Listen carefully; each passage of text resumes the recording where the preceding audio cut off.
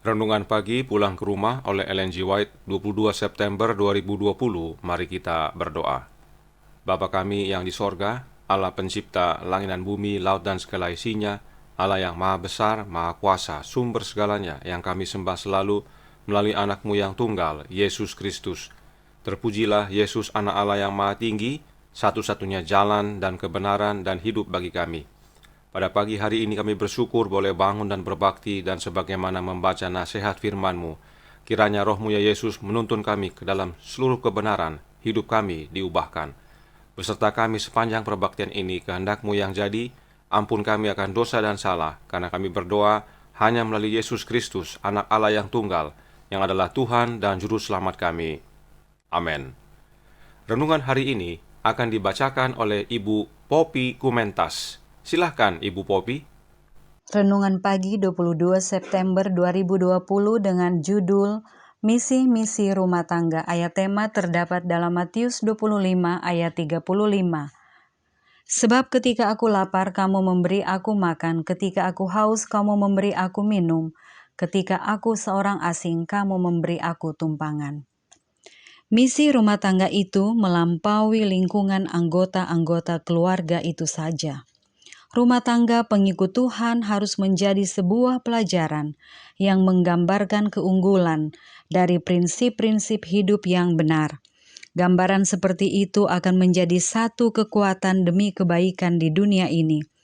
Jauh lebih berkuasa daripada khotbah manapun yang dapat dihotbahkan adalah pengaruh dari sebuah keluarga yang benar atas hati dan kehidupan manusia. Banyak lagi orang yang lain terhadap siapa kita bisa menjadikan rumah tangga kita suatu berkat. Hiburan sosial kita janganlah oleh ketentuan kebiasaan dunia, melainkan oleh roh Tuhan dan pengajaran dari firman-Nya. Bangsa Israel di dalam semua pesta mereka mengikut sertakan orang miskin, orang asing dan suku Lewi yang merupakan pembantu imam di bait suci maupun guru agama dan misionaris. Mereka ini diperlakukan sebagai tamu-tamu bangsa untuk membagikan keramah tamahan mereka dalam semua pertemuan sosial dan pesta rohani dan untuk dirawat dengan baik waktu sakit atau sedang memerlukan pertolongan. Orang-orang seperti inilah yang seharusnya kita undang ke rumah kita. Betapa besar sambutan seperti itu akan menghibur dan membesarkan hati perawat dan guru utusan Tuhan, orang yang terbeban berat, ibu yang bekerja membanting tulang, dan orang yang lemah dan lanjut usia yang sering tidak mempunyai rumah, yang mana mereka sedang bergumul dengan kemiskinan dan banyak kekecewaan. Apabila engkau mengadakan perjamuan siang atau malam, Yesus katakan, janganlah engkau mengundang sahabat-sahabatmu atau kaum keluargamu atau tetangga-tetanggamu yang kaya, karena mereka akan membalasnya dengan mengundang engkau pula, dan dengan demikian engkau mendapat balasnya. Tetapi apabila engkau mengadakan perjamuan, undanglah orang-orang miskin, orang-orang cacat, orang-orang lumpuh dan orang-orang buta, dan engkau akan berbahagia karena mereka tidak mempunyai apa-apa untuk membalas kepadamu. Sebab engkau akan mendapat balasannya pada hari kebangkitan orang-orang benar. Lukas 14 ayat 12-14. Inilah tamu-tamu yang tidak akan terlalu membebani engkau bila mengundang mereka. Tidak perlu engkau menyediakan bagi mereka jamuan yang mewah dan mahal. Tidak perlu engkau berusaha untuk pamer.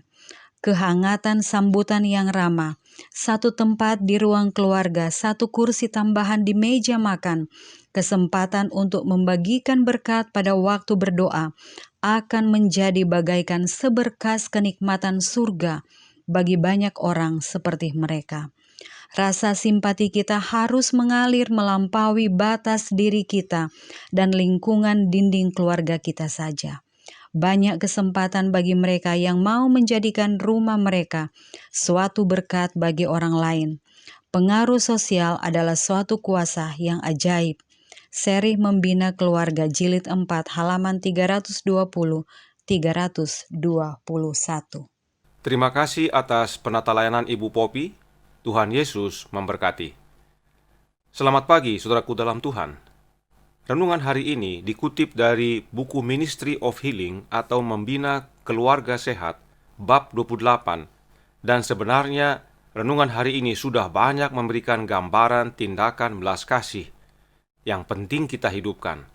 Namun, mari kita baca beberapa penjelasan agar lebih jelas tentang misi rumah tangga.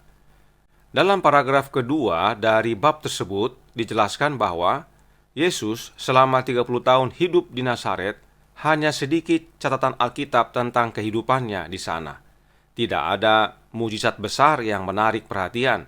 Tidak ada rombongan yang ikut-ikut Yesus untuk dengar pengajarannya. Namun, Yesus hidup seperti kita semua. Hidup dalam keluarga, patuh kepada prinsip keluarga, melaksanakan tugasnya, memikul beban keluarga. Oleh karena ini, Lukas mencatat, Yesus makin bertambah besar dan bertambah hikmatnya dan besarnya dan makin dikasihi oleh Allah dan manusia. Karenanya Roh Nubuat menyatakan dalam Membina Keluarga Sehat halaman 318 paragraf 1 yang berkata, selama tahun-tahun yang terpencil ini, dari kehidupannya mengalir arus-arus simpati dan pertolongan. Sikap tidak mementingkan diri dan ketabahannya, keberanian dan kesetiaannya, penolakannya terhadap godaan, kedamaian dan kegembiraannya yang tenang, semuanya adalah sumber ilham yang tetap. Ia membawa suasana manis dan murni ke dalam rumah tangga, dan hidupnya bagaikan ragi yang bekerja di tengah unsur-unsur masyarakat. Tak ada catatan bahwa ia mengadakan suatu mujizat, namun kebajikan kuasa kasih yang menyembuhkan dan memberi kehidupan mengalir dari dirinya kepada orang yang tergoda, yang sakit, dan yang patah semangat. Dengan cara yang menonjol sejak masa kecilnya, ia melayani orang lain. Karena itu banyak orang yang senang mendengarnya ketika ia memulai pelayanannya kepada umum. Ini suatu prinsip penting yang perlu rumah tangga dan jemaat hidupkan. Kita berbuat belas kasih bukan saat sudah dekat KKR, dengan harapan para undangan mau hadir. Belas kasih itu adalah kehidupan.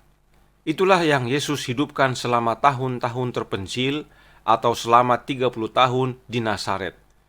Dan hasilnya begitu besar terasa saat dia melayani selama 3,5 tahun. Inilah misi rumah tangga yang terutama, yaitu menjadikan belas kasih jadi kehidupan rumah tangga tersebut. Penyair White menuliskan dalam Christian Education halaman 221 paragraf 3 yang berkata, dari setiap rumah orang Kristen, sebuah cahaya kudus harus bersinar keluar. Kasih harus diungkapkan dalam tindakan.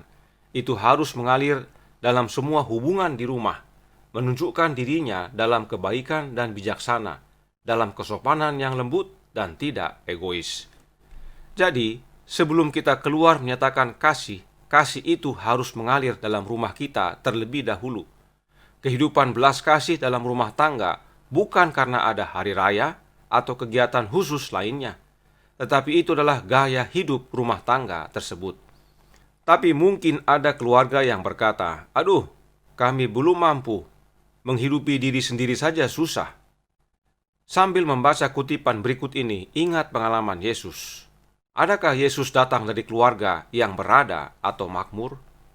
Membina Keluarga Sehat, halaman 322, paragraf 2, yang berkata, waktu kita sekarang ini singkat. Kita hanya sekali melewati dunia ini. Sementara kita berjalan, marilah kita memanfaatkan hidup itu sebaik-baiknya. Tugas yang mana kita dipanggil tidak menuntut kekayaan atau kedudukan sosial maupun kesanggupan yang besar.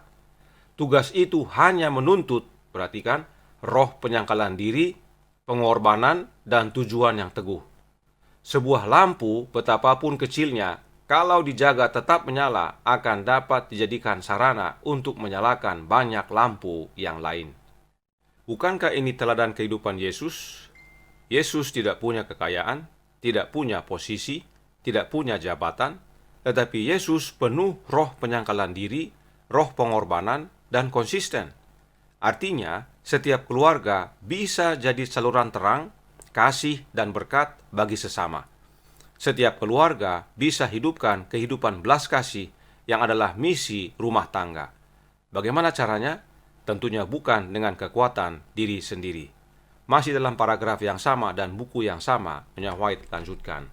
Ministry of Healing, halaman 355 paragraf 1 yang berkata, kalau kita mau membuka hati dan rumah kita terhadap prinsip ilahi tentang kehidupan, maka kita akan menjadi saluran arus kuasa yang memberi kehidupan. Dari rumah kita akan mengalir arus penyembuhan yang membawa hidup dan keindahan serta buah-buah yang sekarang ini kering dan tandus. Dikatakan, jika kita buka hati dan rumah kita kepada prinsip ilahi tentang kehidupan, maka kita jadi saluran arus kuasa yang memberi kehidupan. Keindahan serta buah-buah menjadi bagian kita. Apakah arus kuasa yang memberi kehidupan tersebut? Roh Nubuat menjelaskan dalam Kisah Para Rasul halaman 239 paragraf 2 yang berkata, demikianlah kuasa yang memberikan hidup dari Roh Kudus mengalir dari juru selamat, menyebar ke dalam jiwa, memperbaharui motif dan kasih, dan membawa pikiran ke dalam penurutan akan kehendak Allah, memungkinkan si penerima untuk membawa buah-buah yang berharga dari perbuatan yang kudus. Kuasa yang memberi hidup dari Roh Kudus mengalir atau keluar, yaitu dalam bahasa Inggris disebutkan proceeding from. Proceeding from ini artinya keluar. Keluar dari siapa? Mengalir atau keluar dari Juru Selamat. Juru Selamat sudah pasti Yesus Kristus. Inilah yang disebut dengan Roh Kristus, dan kuasa inilah yang menghasilkan buah-buah roh dalam hidup kita. Perhatikan kalimat sebelumnya dari paragraf ini dan masih dalam paragraf yang sama, yang berkata, Kisah Para Rasul halaman 239 paragraf 2. Kristus sendiri menarik perhatian kita kepada pertumbuhan dunia sayur-sayuran sebagai suatu ilustrasi tentang peran rohnya dalam menyokong kehidupan rohani. Sari dari pokok anggur yang naik dari akar disebarkan ke cabang-cabang, menambah pertumbuhan dan mengeluarkan bunga dan buah. Roh siapa yang digambarkan sebagai sari pokok anggur? Rohnya Kristus. Roh Kristus inilah yang tersebar untuk memberikan kehidupan, pertumbuhan, agar kita, ranting-ranting, mengeluarkan bunga dan buah. Roh yang mengalir atau keluar dari Kristus ini disebut juga Roh Kudus. Karena memang Kristus adalah kudus, karenanya rohnya adalah kudus. Jadi, bagi setiap anggota rumah tangga, mari buka hati agar Roh Kristus, yang adalah sari pokok anggur yang benar, bisa mengalir, memberikan arus kuasa yang menghidupkan bagi kehidupan kita, agar kita tidak hanya hidup, namun juga berbuah. Ingat perkataan Yesus, aku tinggal dalam kamu, kamu dalam aku, maka kamu berbuah banyak. Di luar aku kamu tidak dapat berbuat apa-apa. Kering dan siap dibakar. Karenanya, buah-buah itu adalah pekerjaan Roh Kristus dalam hidup kita, dan itu adalah tindakan belas kasih kita kepada sesama. Itulah wujud misi rumah tangga Kristen yang sejati. Tuhan memberkati, saya bawa dalam nama Yesus. Amin. Mari kita berdoa.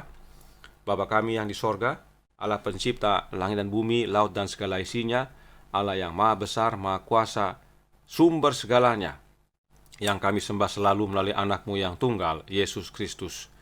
Terima kasih atas nasihat yang menguatkan, agar rumah tangga kami masing-masing menjadi saluran belas kasih, sebagaimana Kristus hidup di dunia ini. Dan itu bukan sekali-sekali, tapi merupakan gaya hidup, merupakan wujud daripada pekerjaan Roh Kristus dalam hidup kami, karena Dialah sumber belas kasih itu. Dan biarlah kami selalu izinkan Dia bekerja, menggerakkan kami dalam rumah tangga, dan kami keluar menjadi terang, membawa kasih dan berkat bagi sesama. Beserta kami ya Bapa sepanjang hari ini, hadirlah dalam hidup kami ya Yesus, kehendak-Mu yang jadi, ampun kami akan dosa dan salah, karena kami berdoa hanya melalui anak-Mu yang tunggal, Yesus Kristus yang adalah Tuhan dan Juru Selamat kami. Amin.